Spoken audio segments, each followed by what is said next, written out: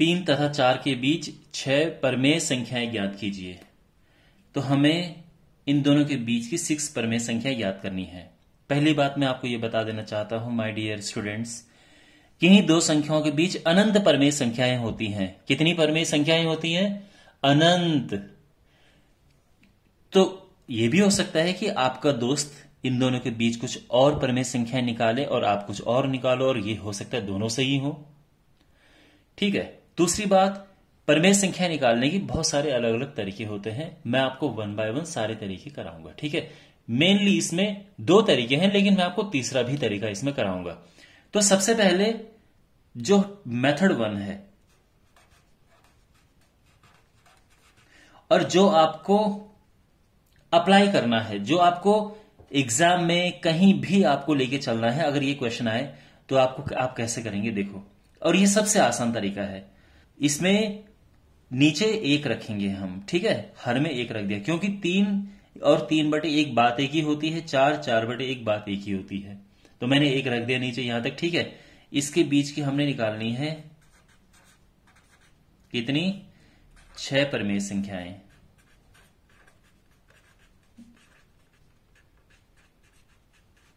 ठीक है।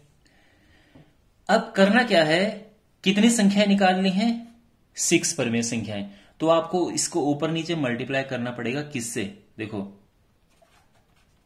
अंश और हर में 6 + 1 7, एक बढ़ा के मल्टीप्लाई करते हैं। 6 + 1 7 से गुणा करने पर। बच्चों, क्या बोला मैंने? गुणा किससे करेंगे? जितनी परमेय संख्याएं निकालनी है उससे एक ज्यादा से गुणा करेंगे हमेशा। अगर यहां पे मुझे 4 परमेय संख्या निकालनी होती मैं 5 से गुणा करता, 10 परमेय संख्या निकालनी होती 11 से गुणा करता, 6 निकालनी है तो 7 से गुणा करेंगे। तो यहां पे इसके ऊपर नीचे 7 से गुणा करो और इसके ऊपर नीचे भी 7 से गुणा करो। तो क्या मिला?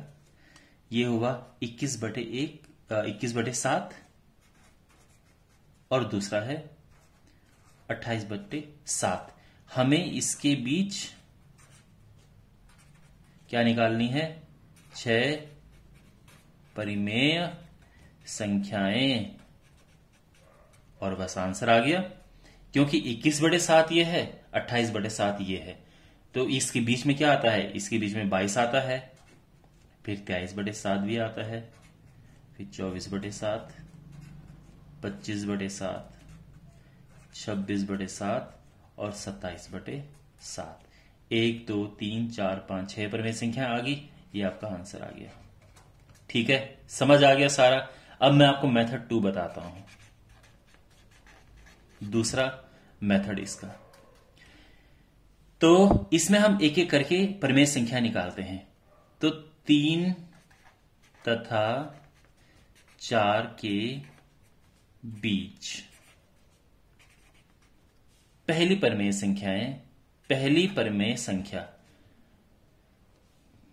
हमने 6 परमेय संख्या निकालनी है ना। ठीक है।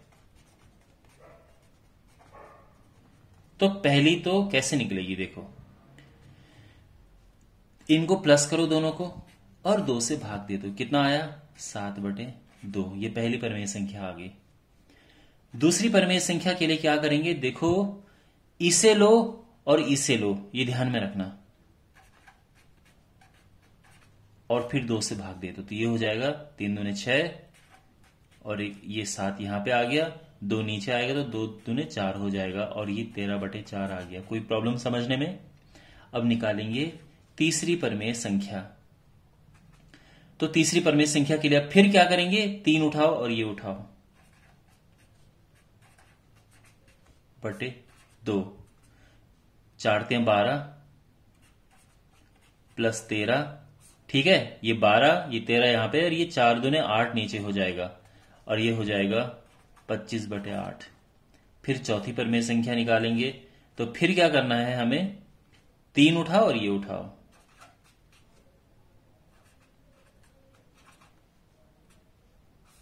/2। 8 × 24 + 25 और ये 8 दूने 16 यहां पे आ गया, तो ये हो गया 49/16। अब निकालेंगे पांचवी, उसके लिए फिर ये 3 और ये। तो अब आपको लगता है कि, अब मुझे लगता है कि आपको शायद अब पैटर्न समझ आ गया होगा कैसे किया जा रहा है। ये 16 3 48 प्लस 49 और 16 दूने 32, तो ये हो जाएगा 97/32। एंड फाइनली लास्ट जो संख्या है छठी वाली, उसके लिए क्या करेंगे कि 3 लेंगे और ये लेंगे,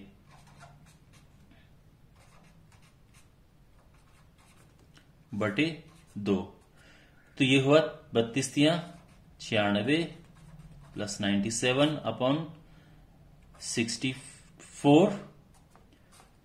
ये 64 है, इनको प्लस करेंगे क्या आएगा, 7 6 13 1 9 2 18 1 19, ये आ गया है। ठीक है, सो ये हमारा मेथड 1, ये हमारा मेथड 2, और दोनों ही आप एग्जाम में कर सकते हैं, दोनों में ही आपको पूरे नंबर मिलेंगे। और मैं अब आपको इसको लास्ट एक मेथड बता रहा हूं। हो सकता है ये मेथड आपके एग्जाम में अप्रूव ना हो सकता है आपके टीचर्स कहें कि आप ये वाला मेथड नहीं अप्लाई करो, लेकिन मैं बता देता हूं, नॉलेज के लिए बहुत जरूरी है बच्चों।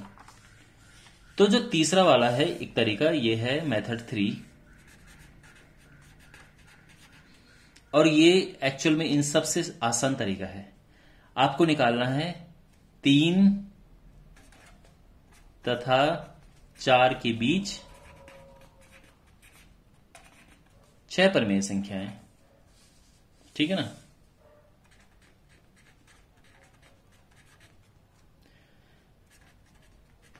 छह परमेय संख्याएं, ठीक है, इनके बीच। तो अब यहां पे देखो, एक काम करेंगे, पॉइंट करके 0 लगा देंगे और यहां भी पॉइंट करके 0 लगा देंगे, क्योंकि पॉइंट करके 0 लगाने से इनमें फर्क नहीं पड़ता है, 3 हो या 3.0 हो, बात एक ही है। इसके बीच 6 परमेय संख्याएं, बस इनके बीच क्या होगा, एक 3.1 है, 3.2 है, 3.3 है, 3.4 है, 3.5 है, 3.6 है। बहुत सारे आप लिख सकते हैं, जैसे मैंने कहा अनंत परमेय संख्याएं होती हैं, तो आप कितने भी लिख सकते हो, पर है ना, ज्ञान के लिए जरूरी है बच्चों, नॉलेज भी होना जरूरी है। हो सकता है कि आपके स्कूल के टीचर्स इसे अप्रूव ना करें कि ऐसा, अगर मैं आपका टीचर होता तो मैं आपको इसमें 1 नंबर एक्स्ट्रा देता इतने अच्छे तरीकों को अप्लाई करने के लिए। बट एनीवे, एग्जाम में आप ये दोनों तरीके अप्लाई कर सकते हैं। और अब आप देखेंगे यहां पे ये आंसर अलग ही आ रहा है, ये आंसर अलग आ रहे हैं, ये आंसर अलग आ रहे हैं, लेकिन हैं सारे सही। तो ये भी हो सकता है, जैसे मैंने शुरू में कहा कि आपके दोस्त का आंसर अलग हो, आपका अलग हो, लेकिन हो सकता है क्या पता दोनों सही हो। Okay, so I will see in the next video, और अगले वीडियो में मैं दूसरा क्वेश्चन लेके आऊंगा, और इस क्वेश्चन की आप तब तक जमकर प्रैक्टिस करो। Take care.